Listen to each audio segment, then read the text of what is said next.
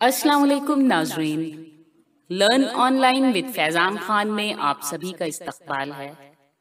हमारे खुसूसी स्पीकर हैं मौलाना मुस्तफ़ा मदनी साहब, जिनकी बसीरत अफरोज़ तकरीर से सोचने और समझने के साथ अमल की तौफीक होती है, दिल की दुनिया बदलती है, हुब्बुल वतनी और एसार व अखलाक के जज्बात फ़रोग़ पाते हैं।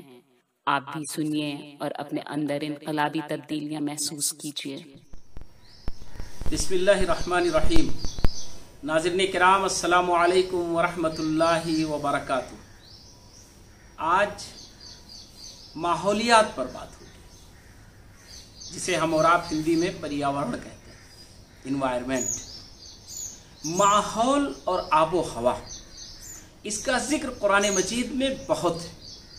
अब ज़रा पढ़ना शुरू करें कभी कुरान मजीद को, हर सफ़े पर आपको मिलेगा कि अल्लाह सुब्हानहू ताला की ज़ात है जिसने आसमान बनाए, आसमान से साफ सुथरा बारिश नाजिल किया और फिर नीचे से उसने पौधे, दरख्त, फूल, पत्तियां उगाई। ये सारी जो खूबसूरती है, इस खूबसूरती को बाकी रखना, इसमें इजाफा करना, ये इंसानों की जिम्मेदारी है। अल्लाह सुब्हानहू ताला ने तो इस कायनात को माहौल के लिहाज से, माहौलियात के लिहाज से, आबो हवा के लिहाज से बड़ा साफ सुथरा बनाया है और साफ सुथरा रहने का उसने नज़्म भी कर दिया है। ये दरियाओं की रवानी, ये पहाड़ों का एक जाल दूर तक फैला हुआ, ये दरख्त जो बगैर लगाए हुए उगते हैं और बड़े पैमाने पर इंसानी आबादी में पाए जाते हैं। दुनिया का 2/3 हिस्सा जो पानी पर मुश्तमिल है, सिर्फ 1/3 हिस्सा जो खुश्की है।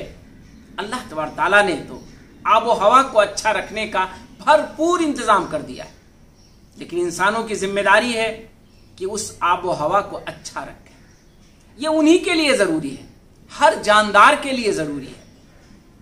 इंसान, उसकी भी जरूरत है और दुनिया में बेशुमार जो जानदार हैं उनकी भी जरूरत है कि आबो हवा अच्छी हो, और वो जानदार इंसानों की जरूरत है। अगर दुनिया में बहुत सारे जानवर, हत्ता कि कीड़े मकोड़े, इसके भी आगे जहरीले जानवर जो पाए जाते हैं, ये सब भी अल्लाह की वो मखलूक हैं जिससे इंसानों को फायदा पहुंचता है और जिससे इस दुनिया का तवाजुन और बैलेंस बरकरार है। इस दुनिया की जो हयात है, जिंदगी है, इस दुनिया में जो ताकत है, अल्लाह तबारक व तआला ने इस दुनिया को वो सारा साजो सामान बना कर दिया है, लेकिन उसे खूबसूरत रखना, उसे बचा कर रखना, उसमें इजाफा करना, उसमें अपनी हुनरमंदी का सबूत देना, यह हमारी और आपकी जिम्मेदारी है।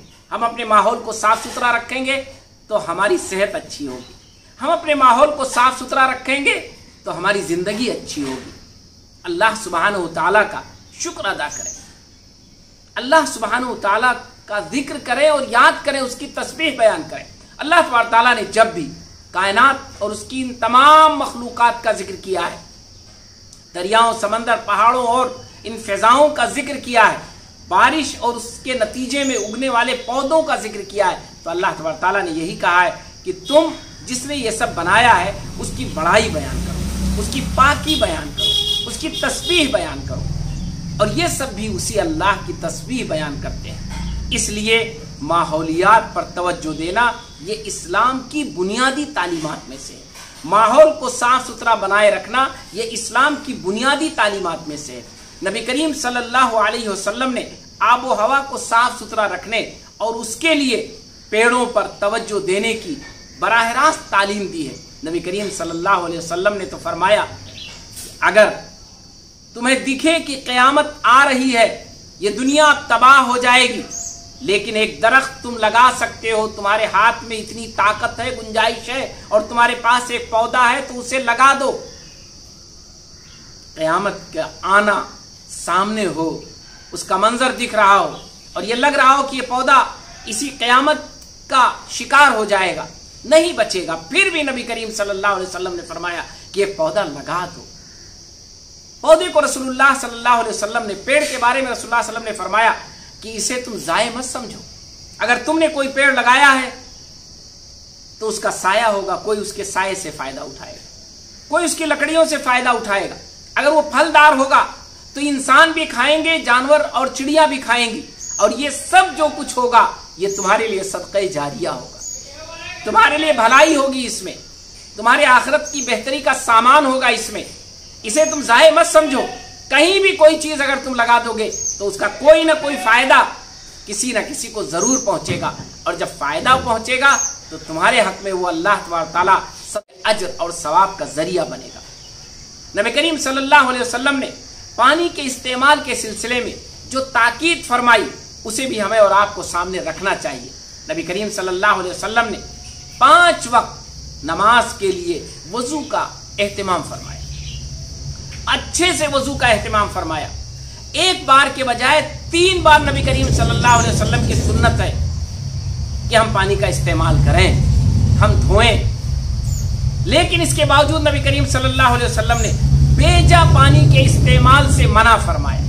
نبی کریم صلی اللہ علیہ وسلم نے اس کو سخت ناپسند فرمایا کہ ہم پانی کا بیجا استعمال کریں. پانی کا صحیح استعمال یہی ہماری اور آپ کی ذمہ داری ہے. ماحولیات بگڑتا کیوں ہے؟ 2-3 چیزوں سے. میرا وہ میدان نہیں ہے.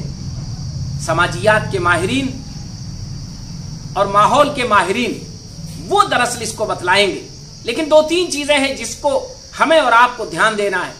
ماحول بگڑتا ہے 2-3 چیزوں سے. اللہ تبارک تعالیٰ کی اس کائنات میں بنائی ہوئی چیزوں کا بیجا استعمال. اللہ نے پیڑ پودے بنائے ہیں, آپ نے کاٹ کر ڈھیر لگا دیا. اللہ تبارک تعالیٰ نے یہ پہاڑ بنائے ہیں, آپ نے اس کو ہٹا دیا, کھود کھاد کے سب برابر کر دیا. اللہ سبحانہ و تعالیٰ نے یہ ہریالی رکھی ہے اور بارش کا نظم کیا ہے, اور ان سے آپس میں بڑا ربط و ضبط ہے, آپ نے اس کو بگاڑ دیا. اللہ سبحانہ تعالیٰ نے آپ کو کھانے پینے کی چیزیں دی ہیں, آپ نے اس کا صحیح استعمال نہ کر کے اسے سڑا دیا.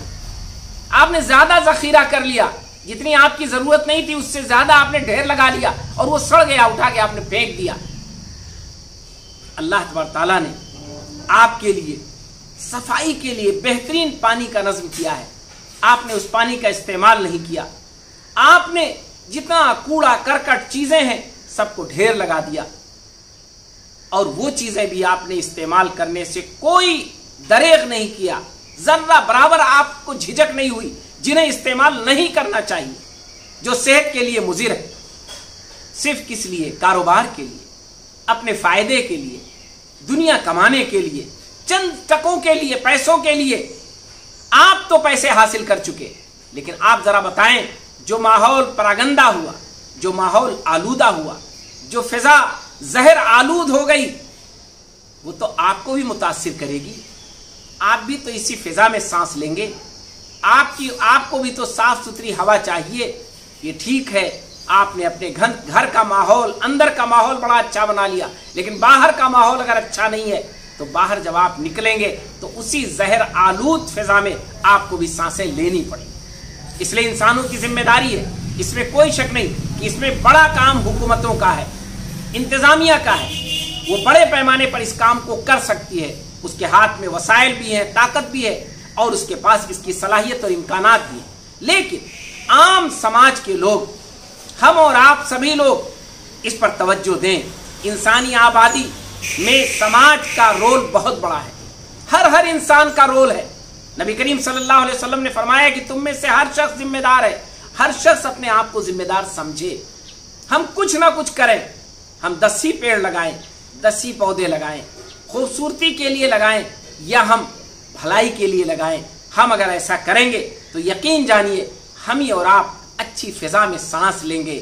یہ خوبصورتی, یہ دنیا کا حسن باقی رہے گا. اللہ تبارک تعالیٰ نے دنیا کو پاکیزہ بنایا ہے, صاف ستھرا بنایا ہے. ہمیں چاہیے کہ اس پر توجہ دیں. اس لیے قرآن مجید میں بے شمار جگہوں پر ان کی بڑائی بیان کی گئی ہے, ان کا ذکر کیا گیا ہے, ان کے پس منظر میں اللہ کی بڑائی بیان کی گئی ہے. اللہ تبارک تعالیٰ نے اپنی قدرت کا مظاہرہ کیا ہے, اور اللہ تبارک تعالیٰ نے کہا ہے کہ اے انسانوں ان کا استعمال کرو اور اللہ کی تسبیح بیان کرو. اس کا مطلب کہ اگر کوئی انسان اس کام کو کرتا ہے, جیسے اللہ تبارک تعالیٰ نے زمین, آسمان, پیڑ پودے, دریا, سمندر سب صاف ستھرے بنائے, مفید بنائے, اگر ہم میں سے کوئی شخص اس کام کو کرتا ہے تو وہ لائق تحسین ہے, وہ لائق تعریف ہے. अल्लाह ने अपनी बड़ाई, अपनी पाकी, अपनी तस्बीह का मुतालबा किया इन्हीं चीज़ों का जिक्र करके। इसका मतलब कि अगर हम पौधे लगाते हैं, अगर हम दरख्त उगाते हैं, अगर हम माहौल को साफ सुथरा रखते हैं, अगर माहौल को हम जहर आलूदा होने से बचाते हैं, तो ऐसी सूरत में हम भी तारीफ के मुस्तहिक होंगे और हम भी इंशाअल्लाह कामयाब होंगे। आइए सब मिलकर माहौल को अच्छा बनाएं, माहौलियात को आलूदगी से बचाएं। लर्न ऑनलाइन की जानिब से आपसे बस इतनी इल्तिजा है कि हमारे इस प्रोग्राम को लाइक, शेयर और सब्सक्राइब ज़रूर करें। साथ ही बेल आइकन दबाना ना भूलें, जिससे हमारी हर वीडियो आप तक अपलोड होने के साथ ही पहुंच सके। शुक्रिया।